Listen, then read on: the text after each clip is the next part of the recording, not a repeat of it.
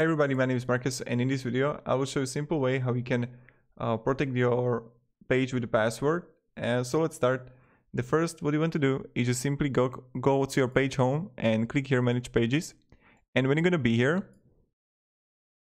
you just want to, like, I don't know, click on snack bar or now playing, okay, 3 dots, then go with the settings, and then you're gonna see permission, password holders. And now you just like set the password 1 to 3, right? And then we got it.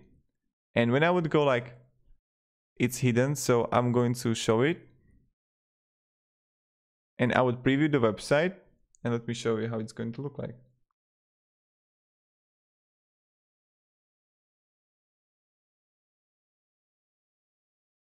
Okay, so now when we got it,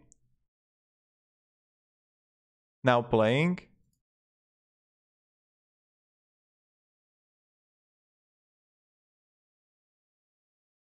Yeah, when you're gonna publish the website, it will automatically non-publish in preview, you're not going to see it, but right here it works like that. So just keep in mind that when you're gonna publish it, how I showed you here, and you see this log here, so settings and permission and password holders. So yeah, have a great day and goodbye.